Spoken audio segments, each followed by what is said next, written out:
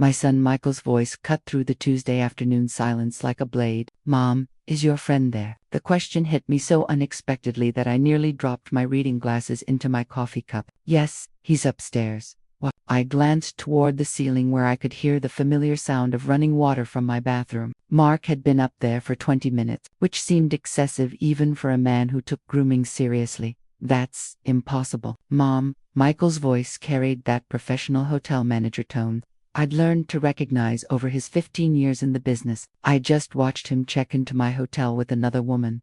My blood ran cold. The coffee cup trembled in my hand as I set it down on the side table next to my worn copy of my favorite book. 8 months of what I thought was a loving relationship suddenly felt like standing on quicksand. Then I heard footsteps behind me. Let me back up and tell you how I got here. My name is Margaret, but everyone calls me Maggie. I'm 63 years old, a retired high school English teacher from Chicago, and until 10 minutes ago, I thought I'd found love again after losing my husband. 3 years earlier, Mark came into my life at a difficult time. He was handsome, charming, 58 years old with silver hair and kind eyes. He told stories about his past, how he'd been successful before retiring early. He said all the right things, asked about my late husband with genuine interest, and never pushed for more than I was ready to give. We'd been seeing each other for 8 months. He stayed over twice a week, always perfectly respectful, always bringing flowers or a small gift. He'd even met Michael briefly when my son visited for a holiday dinner. Everything seemed natural, comfortable,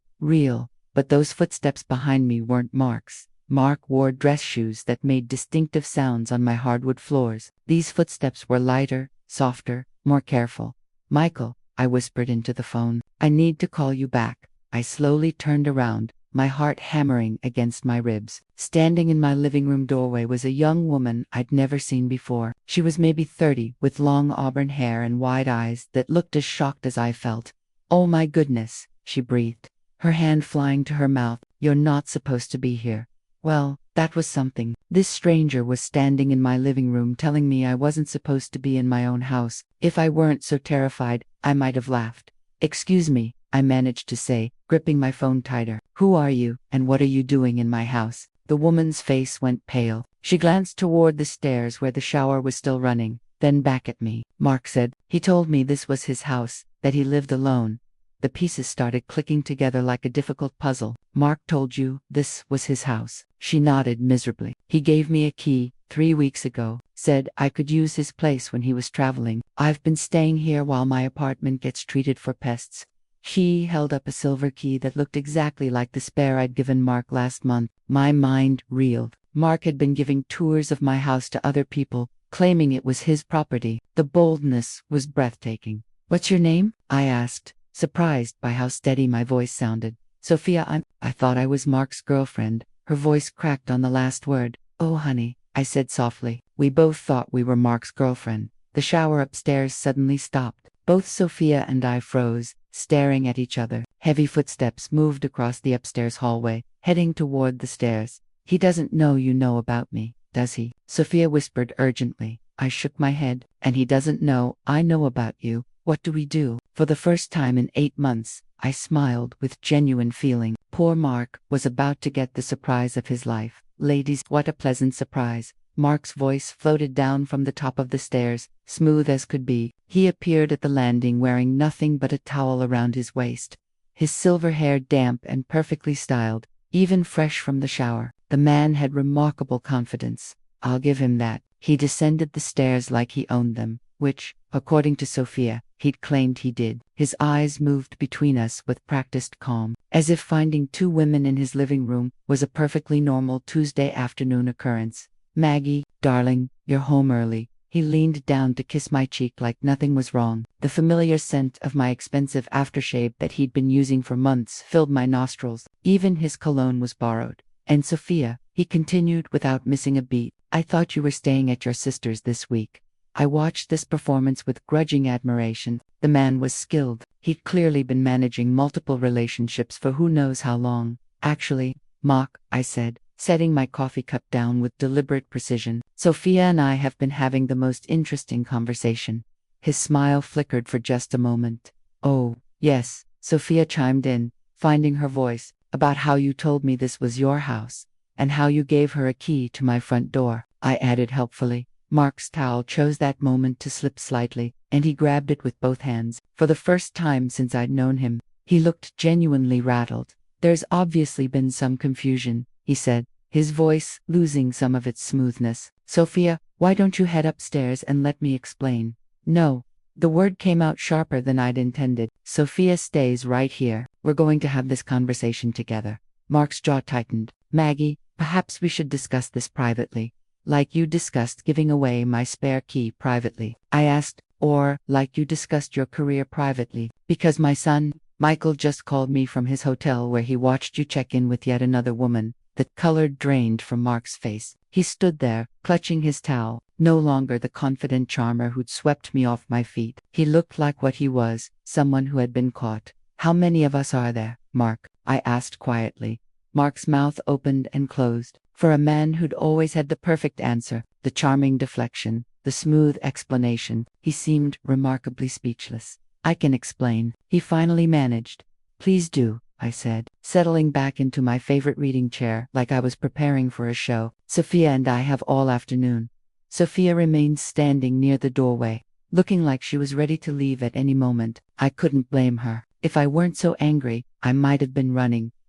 Mark glanced around my living room, as if seeing it for the first time. His eyes lingered on the family photos on the mantelpiece, the built-in bookshelves filled with my collection of literature, the antique writing desk that had belonged to my grandmother, all the details that should have told him this was clearly a woman's home, a home with decades of memories. The truth is, he said slowly, my financial situation is more complicated than I led you to believe. I almost laughed. That was his explanation. Financial complications. So you decided to move into my house and tell other women it belongs to you. I asked, that's your solution to financial complications? It's not like that. He took a step closer, then seemed to think better of it when he saw my expression. Maggie, what we have is real. These other women, they're just what? Sophia interrupted, her voice sharp with hurt. Just silly enough to believe your lies. Mark's carefully constructed persona was crumbling. The silver-haired gentleman who'd held my hand was revealing himself to be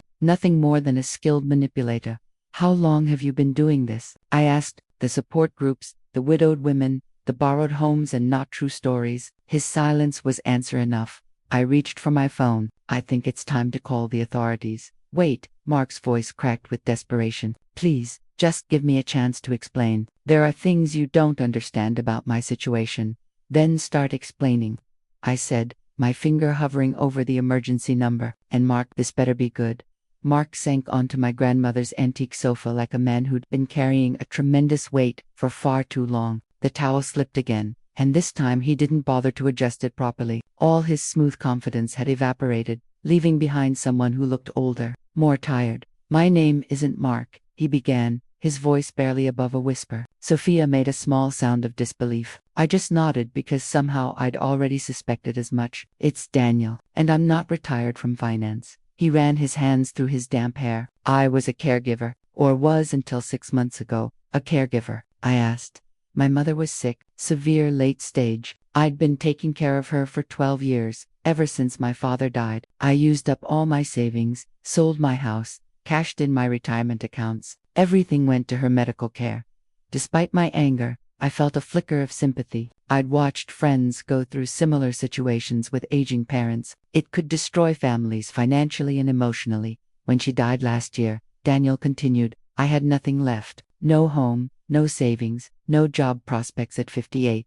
The support groups weren't just for meeting women. I really was grieving, but I was also without a home. So you decided to start tricking widows. Sophia's voice was ice cold. It wasn't supposed to be like that. He looked at both of us with genuine pain in his eyes. It started small. I met a woman named Eleanor at a support group. She had this big empty house, kept saying how lonely she was. When she invited me to stay for a few days, it felt like a mutual benefit, companionship for her, a roof over my head for me. But it escalated, I said, beginning to see the pattern. Eleanor introduced me to her friend Janet, who was also lonely. Janet introduced me to her neighbor, Patricia. Each one had needs I could meet, and each one had resources I desperately needed. I never meant for it to become what it became. I studied his face, looking for signs of deception, but for the first time since I'd known him, He seemed to be telling the truth. How many women? I asked quietly. He closed his eyes. Currently, 7 lonely women who thought they'd found love again, who'd opened their homes and hearts to this man. What about the hotel? Sophia asked. Who were you with there? Rebecca. She lives nearby. Today was supposed to be our special getaway weekend.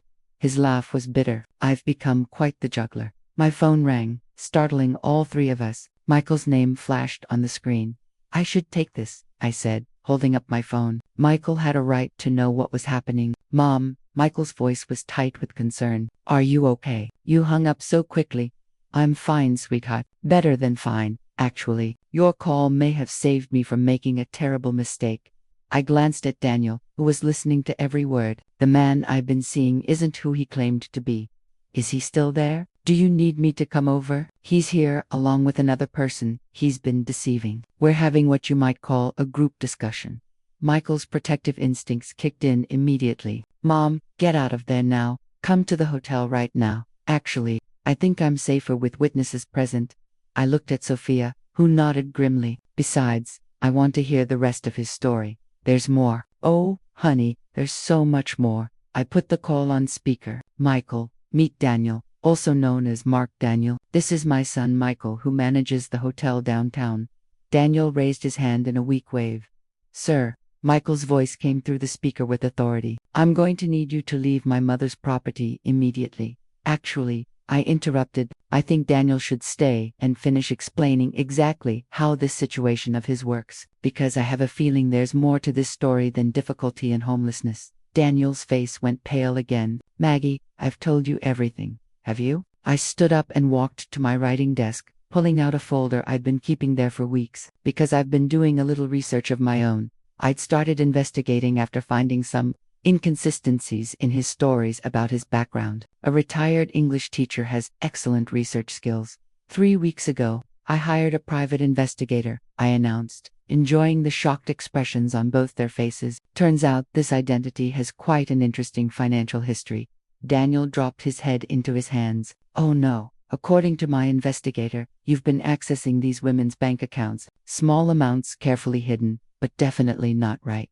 I opened the folder. 7 women. Daniel, you've taken nearly a large amount of money over the past 8 months. Sophia gasped. You picked the wrong English teacher to try this with. I added with a smile that had nothing gentle about it. Daniel looked up at me with something that might have been respect mixed with worry. What do you want? Fairness, I said simply. But first, I want to meet the other women. All of them. By Thursday evening, I'd organized what could only be described as the most unexpected dinner party. My dining room table now seated 7 women who'd all believed they were Daniel's one true love. Eleanor, 71, sat to my right, her silver hair perfectly styled despite the circumstances. She'd been Daniel's first. Across from her sat Janet, 65, clutching a tissue. I feel so unwise, Janet whispered. We all feel that way, Patricia said sharply. At 59, she was the youngest of us and clearly the most upset. But feeling that way doesn't help. Action helps.